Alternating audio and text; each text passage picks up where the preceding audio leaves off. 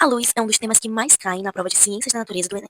É por isso que é importante a gente prestar bastante atenção nos detalhes do conteúdo de óptica física. Então vem comigo que eu vou te explicar todo o necessário para você gabaritar essa prova nesse ano de 2026 e nas próximas edições que você for fazer. Não se esqueça de curtir esse vídeo, compartilhar com a galera que vai gabaritar o Enem esse ano, ou seja, todo mundo que vai fazer a prova. Vocês vão arrasar com ela. Se inscreva aqui no canal para mais vídeos como esse. E comenta aqui suas dúvidas, curiosidades ou até mesmo o complemento dessa aula, se você já sabe. Será muito bem-vindo qualquer informação sobre óptica. Vamos começar. Lai, e o que seria a luz?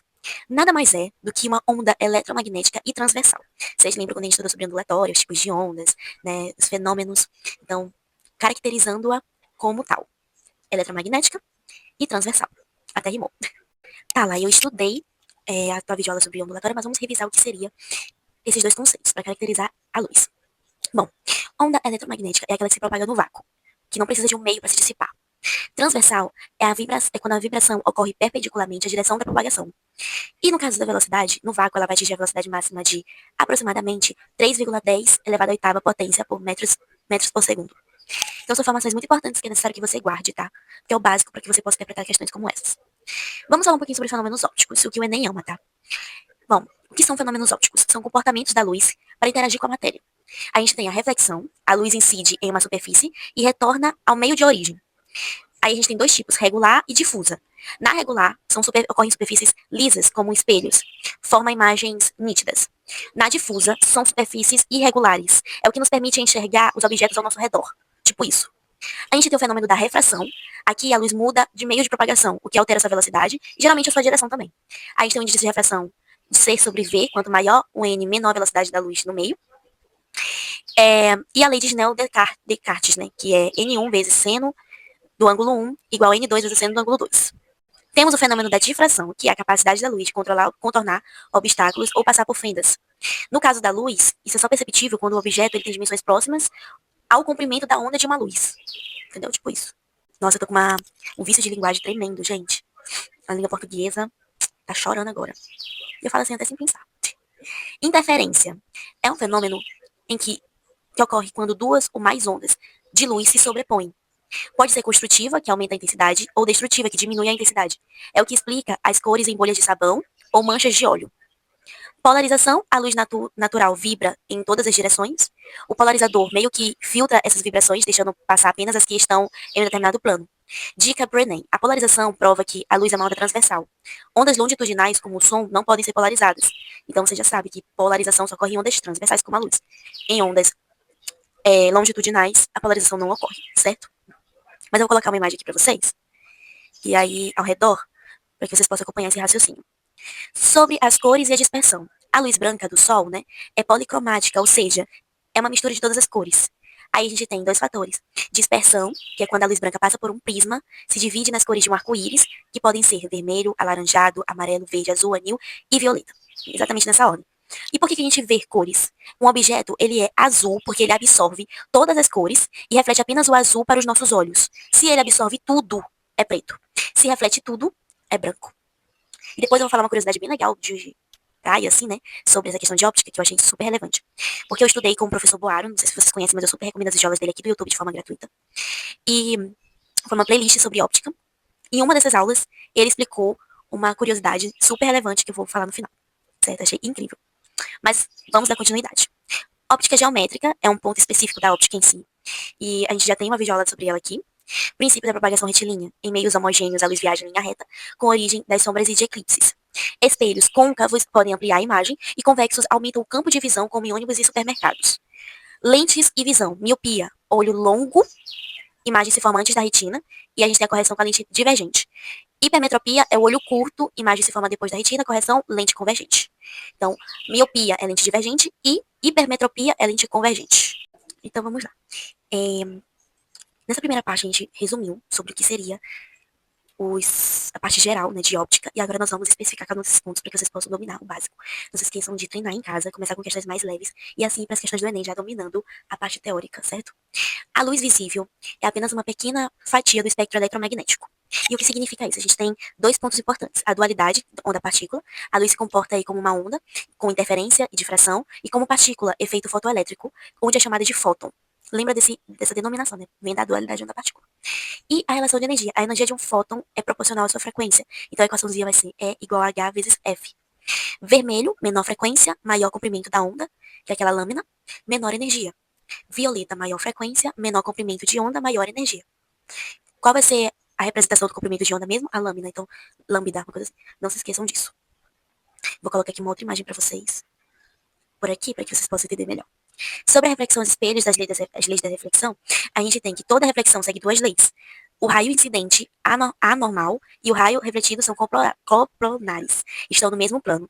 O ângulo de incidência é sempre igual ao ângulo de reflexão. E em espelhos esféricos a gente tem dois tipos, côncavos e convexos. Côncavos podem formar imagens reais, que são as imagens projetadas, ou virtuais dentro de um espelho. Se o objeto estiver entre o foco e o vértice, a imagem virtual, direta e maior, que é o espelho de maquiagem. Convexos, a imagem é sempre virtual, direta e menor, servem para aumentar o campo de visão, como os retrovisores. Refração é a quebra da luz. Na refração, a frequência da luz não muda. Ela é uma característica da fonte. O que muda é a velocidade de comprimento de onda. Lei de Snell, a gente tem aquela fórmula que eu mostrei pra vocês. Reflexão interna total ocorre quando a luz tenta passar de um meio mais refrigerante, maior, para o menos refrigerante, menor, com um ângulo maior que um ângulo limite. Então, por exemplo, na aplicação, é assim que a fibra óptica funciona, mantendo a luz presa dentro do cabo por sucessivas reflexões totais. Difração e interferência, caráter ondulatório. A gente tem o experimento de Young, que eu fiz na dupla, a gente falou isso na aula de ondulatório, provou que a luz é uma onda. Ao passar por duas fendas, a luz sofre difração e as ondas resultantes interferem entre si, criando padrões de franjas claras, interferências construtivas e escuras destrutivas. Quando eu fiz o Enem de 2023, se eu não me engano, ou foi 2022 ou foi 2023, teve uma questão de ciências da natureza que perguntou qual era o fenômeno ali evidenciado pela luz que tinha passado por um determinado objeto. Era a difração, que conseguia contornar isso, certo? Eu fui marcar reflexão, porque eu não tinha esse conhecimento, acho que foi 2022. Não tinha esse conhecimento ondulatório. E aí era uma questão fácil, né? Ganhava muitos pontos que eu acertava. Perdia muitos pontos, ou seja, não somava muitos pontos por ter errado. Então, eu fiquei bastante frustrada, mas graças a Deus hoje eu tenho a capacidade de mostrar o caminho certo pra vocês. Pra que quando aparecer essa questão novamente, porque todo ano tem de diferentes formas, mas cai, vocês possam acertar. Cores em películas finas. Quando você vê cores em uma mancha de óleo no chão, é a luz refletindo na parte de cima e na parte de baixo da camada de óleo sofrendo interferência. Sobre dispersão em prismas. A dispersão ocorre porque o índice de refração, que é representado pela letra N, de um material depende da frequência da luz. No vidro, a luz violeta, maior frequência, sofre um desvio maior do que a luz vermelha, que tem maior frequência. É por isso que o arco-íris se forma, as gotas da chuva funcionam como pequenos prismas, refratando e refletindo internamente e dispersando a luz solar. Lembra que a luz solar é luz natural, luz branca, e aí quando ela viaja, né, vai cortando esses prismas, formando esses prismas e vai aí alterando a sua cor, virando todas as cores que a gente conhece nessa linha. Lentes, a gente tem um macete para gravar a ordem, eu vou já mostrar pra vocês tudo. Lentes e defeitos da visão. O olho humano funciona como uma lente convergente, tá? Cristalina. Então, se eu nem perguntar como é que o olho humano funciona, uma lente convergente, cristalina, não me esqueça disso. A gente tem 3. Miopia. O foco ocorre antes da retina. A gente tem a retina, né? Então o foco vai ocorrer antes. O míope, ele não vê bem de longe. Usa-se lentes divergentes para driblar isso e empurrar o foco para trás. Na hipermetropia, o foco ocorreria depois da retina. Usa-se lentes convergentes para trazer o foco para frente. E a gente tem os astigmatismo, irregularidade na curvatura da córnea, e a correção é por lentes cilíndricas. Então, não esqueça desses tipos de lentes para cada um desses defeitos da visão. Então, agora nós vamos finalizar com sucesso por meio de macetes, né, que eu acredito que seja a melhor parte das minhas aulas. Gente, eu amo estudar por macetes. Mas a gente precisa dominar o conceito, por favor. Preste atenção nos conceitos. Vamos para a parte final da nossa aula, que é a melhor que tem, né, de macetes. Então, vamos lá. Sobre as cores. Vamos com a palavrinha VLAV. VLAV, tipo isso. V-L-A-A-V. Vermelho, que é o que tem menor frequência, sofre menos desvio. Laranja, amarelo, anil, azul e violeta. Violeta é a maior frequência, que sofre mais desvio. Dica de ouro. O vermelho é como se fosse o vovô, tá? Mais lento para desviar, tem menos energia. E o violeta é o veloz. É aquele que vibra muito, tem muita energia e desvia mais.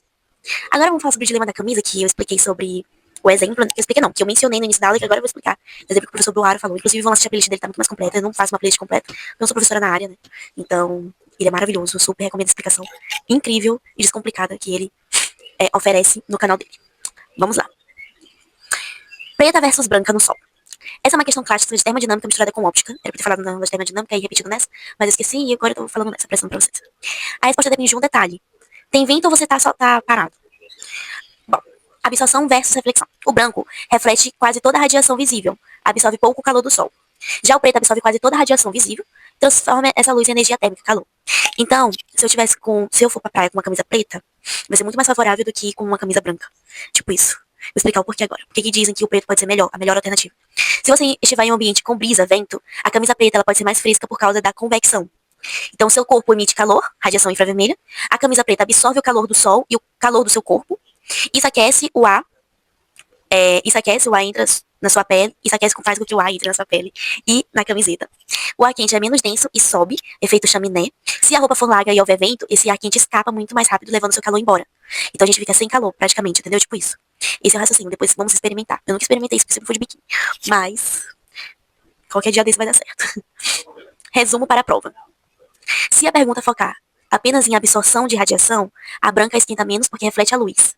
Se a pergunta falar de povos do deserto, como beduínos, eles usam preto e roupas largas porque o fluxo de ar, convecção, criado pelo aquecimento do tecido, ajuda a refrigerar o corpo melhor que uma roupa branca justa.